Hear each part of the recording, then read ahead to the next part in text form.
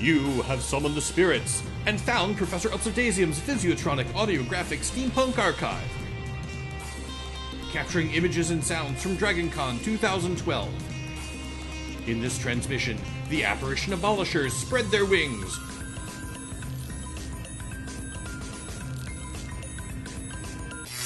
Hello, sir. Hi.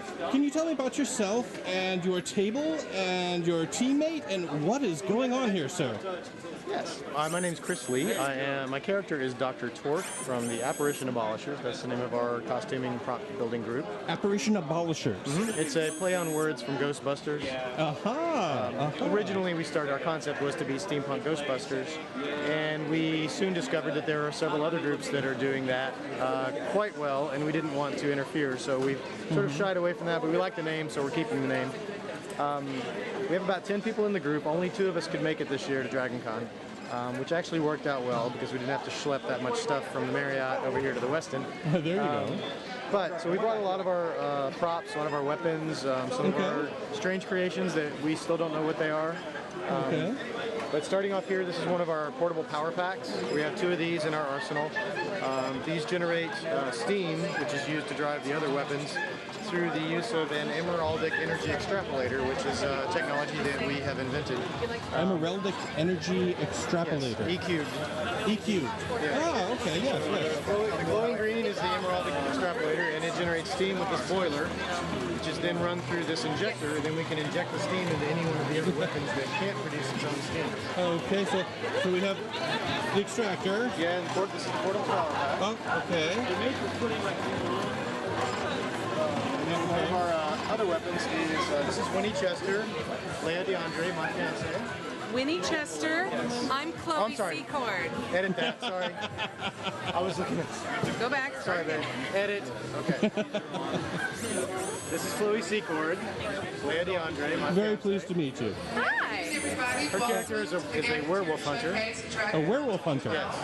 My werewolf help. Ah. I had to stop wearing the teeth. It was scaring the children. We'd like to ask you to come all the way into the exhibit. And this is her primary weapon, the Winnie Chester. It's a sniper rifle. She can take out a werewolf from a mile away. Which is often a very good distance to be taking out werewolves from. Absolutely. And she also, from our airship, she can jump out and glide and fire from above, basically death from above. Oh, wow. And we play off the old adage that dogs can't look up, so we can always surprise them. Hi. Okay. Later, I would definitely like to see a demonstration of the wings, please. Oh, absolutely. Okay. This here is the Sonic Blunderbuss. Sonic Blunderbuss. Yes. The operator speaks into the microphone here at the trigger end. Using the steam power from the power pack, it is amplified to a great amplitude and delivered through the bell at the end at great power. That's a short film. I would imagine, yes. It's called The Audition. Well, the sound of his master's voice, as it were. Absolutely. You are the master when you have this weapon. And then here we have a drawing of one of our I was other in large California when they did that. basically two arcs we're bringing to the con. Called the Rusty Coast. It's a double-barrel sonic charges. And you have built this. Yes, this exists. This exists. The drawing was done from the prop. We didn't bring it because it's too big. It's too big. It's a little bit longer than the table here. So Wow. transportation is not practical. Right. And you have the device. The device, which is something that my character employs. We're not quite sure what it actually does. It does new things. We hope to discover in our future adventures what it actually does. Okay. You can see That is, Chris, what do you in here at the very end of the video, one of our female characters is actually using the Kuntz. She like points it at the camera. think of it like a proton pack, only better. So you have a series of videos now. You have many videos out on. We are working on several other videos. We started out doing a digital comic. Okay. We got about 12 pages into the digital comic, and the artists realized how much work it was going to be to continue at that pace. So now we're going to produce the comic at a much wider interval, but in between those, we're going to do small videos like this. Wonderful, wonderful. on words. And please, where on YouTube can people see the videos? We're at the apparitionabolishers.com. Apparitionabolishers.com. Okay. Now, let's talk about building some of this stuff. Yes. The Winchester. The Winchester, the base gun was a souvenir prop gun from the Winchester Mansion. Available in the gift shop. Just a cheap, $30 kid's rifle. Okay, all right. So it's a souvenir gun. Basically, yeah, non-firing souvenir gun that I disassembled and added some found parts and some extra bits. And you have this wonderful gauge back here. Yeah. The gauges were I have to go far away, great otherwise I'll finds smack at somebody in the surplus teeth. stores. There are some other moving parts. There's some adjustments you Yeah, can until twist. battery runs out. Again, This turns Oh, that's very nice. to adjust the velocity of the Right. silver bullet. Of course, yes. Adjusting for wind and such, yes. Traveling through the air while it's firing. Exactly, as you do. As you do, just like As you do. The device. The device. You have some tubes on the back of that. The device was built on how it's reacted. lots of things. The body tube is off the side of a construction site water cooler that holds the cups. Couple, okay. Cup dispenser, this is a teapot. These are pieces out of the middle of a water faucet. Okay. The handle is a duck head from duck. Yes, I saw the duck head. My character has a duck fetish, so he works ducks into a lot Don't of say the. fetish. I'm sorry, an obsession with ducks. An obsession, a healthy obsession with ducks. obsession with ducks. We have a Not a duck fetish. We have a remote-controlled mechanical mule called Scrappington Holly. Okay. And the remote control is two duck heads, and we refer to it as the Millardian steerage apparatus. Oh. So yeah, the duck thing goes a long way. Yes. But anyway, the duck with a handle. Okay. And then quite a few lights. The whole thing does light up. She does a really good monkey sound. It's quite bright. Right. So Girl, if nothing else, the device is a flashlight. A torch, as it were. And the gear you're wearing currently, you have, let's see this real fast. Sure. A wonderful top hat and some very functional goggles there. A finely cut vest and your Apparition Abolishers. Embroidered armbands. All the team members wear their armbands, and the bands are customized with their name. You can't see, but everybody has their name in their band, so we don't get confused. There you go. And you have some wonderful French cuffs there with some gear cufflinks. We have our custom rings. Every member gets a ring. That's very nice. That's very nice, sir. And then I have a similar control device that Chloe has. Mine isn't hooked up to control anything as of yet, but it will eventually control the functions of my power pack. Now, Chloe is demonstrating the wings. Oh, and she's doing that from her wrist control. Yes. There's an iPhone app that we wrote that has a serial cable that runs to the back. The wings are Arduino controlled. Okay. And the Arduino has a motor control board that responds to the serial commands that the iPhone sends. So right now her commands are up and down, but we'll eventually expand them to be halfway up, flat, up, down, those kind of things. Okay. Well, all this work is amazing and wonderful. And roughly, how much time did it take to say with the backpack? Probably 3 months, maybe. 3 months for that. And that included the time to find the pieces. I mean, we spent a lot of time. And you have a wonderful array of things on there. I mean, with the motor driving the chain at the top. The chain's about to come off. Let's fix that real quick. Do a little field repair here. If gadgets were not wonky, this would not be steampunk, sir. Back on. You want to see under the hood?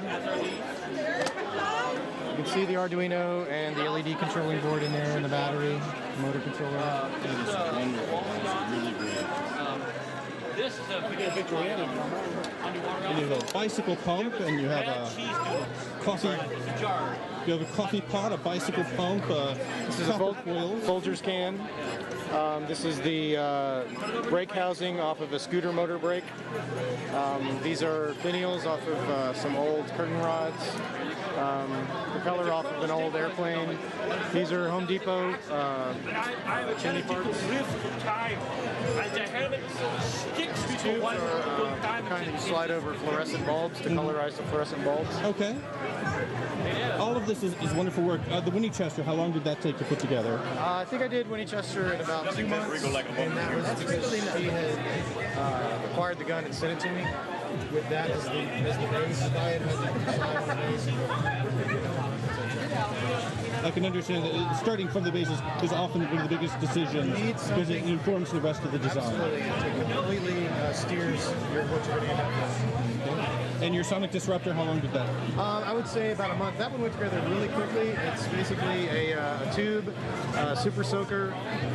This was a great find. We found this original brass bell from a Edison Victrola. An Edison Victrola. Probably from the teens.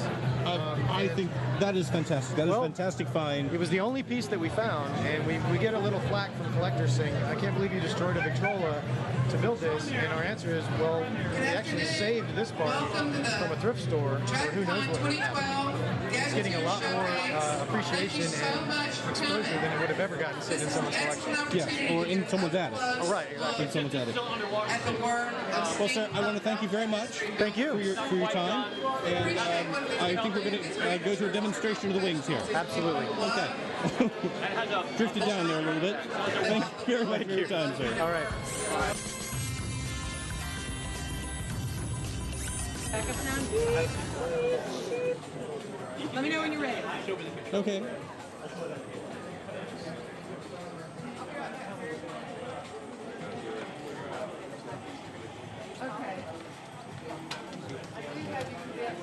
So we have deploy wings and retract wings.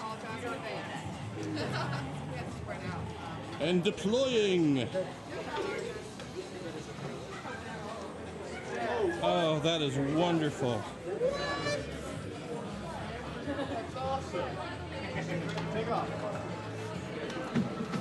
Okay, I'm coming around for some detail here on the back.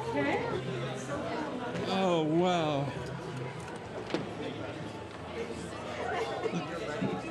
The wings are almost as beautiful as you are. And retract wings. Who knew there was an app for that? There's an app for that, you guys.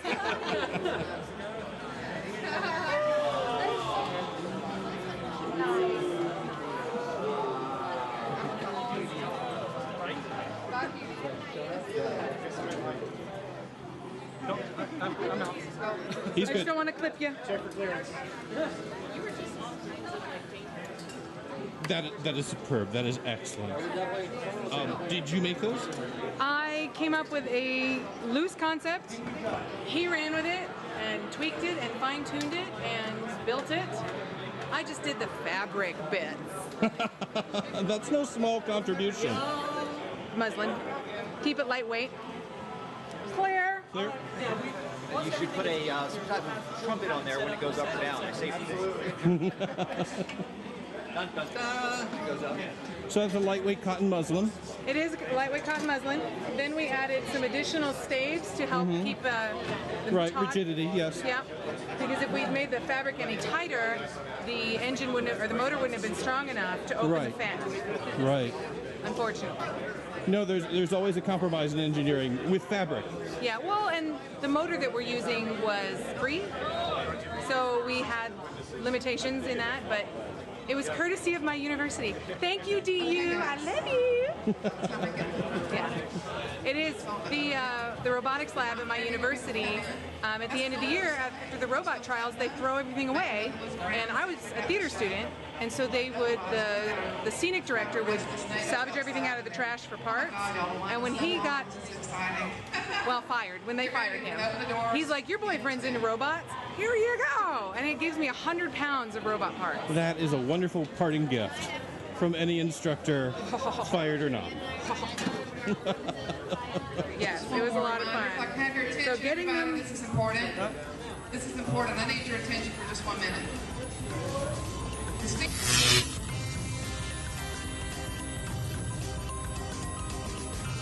You have been watching Professor Upsidasium's Physiotronic Audiographic Steampunk Archive. For more information about DragonCon, go to www.dragoncon.org. Special thanks to the Alternate History fan track found at alternatehistory.dragoncon.org. Very special thanks to the Apparition Abolishers found at apparitionabolishers.com. Our theme music, The Visuatronic Blues, was composed and performed by Alex White at thegearheart.com. Our motion graphics were provided by John Adams of Blithwolf Studios. Contact him at blithwolf@gmail.com. Please stay tuned as the experiment continues.